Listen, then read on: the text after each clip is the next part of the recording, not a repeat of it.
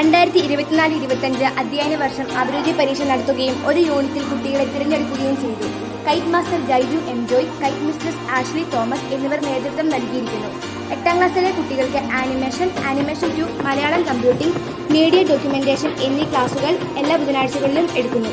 വിദഗ്ധരുടെ ക്ലാസുകൾ ഇതോടൊപ്പം നടത്തപ്പെടുന്നു. ഇതിലൂടെ ICT മേഖലയിൽ കുട്ടികളുടെ സ്വാഭാവിക താൽപര്യം പ്രോത്സാഹിപ്പിക്കാനും സാധിച്ചിട്ടുണ്ട്. ലിറ്റിൽ കൈറ്റ് മുഴുവൻ പ്രവർത്തനങ്ങളും ഡോക്യുമെന്റേഷൻ ചെയ്യുന്നുണ്ട്. ലിറ്റിൽ കൈറ്റ് അംഗങ്ങൾ തന്നെയാണ് തയ്യാറാക്കുന്നത്.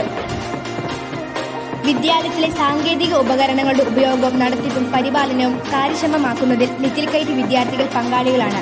മലയാളം കമ്പ്യൂട്ടിംഗിന്റെ പ്രാധാന്യത്തെക്കുറിച്ച് കുട്ടികളെ ബോധവാന്മാരാക്കുകയും അതിനുള്ള അവസരം മാഗസിൻ നിർമ്മാണ വേളയിൽ ലഭിച്ചിട്ടുണ്ട്.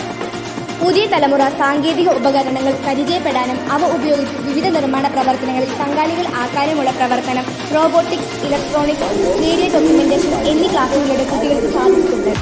ലിറ്റിൽ കൈറ്റ് മാസ്റ്റർ ട്രെയിനറായ സർ മുഹമ്മദ് നിസാമിയയുടെ ക്ലാസുകൾ, ക്യാമ്പുകൾ ഏറെ ഫലപ്രദമായിട്ടുണ്ട്.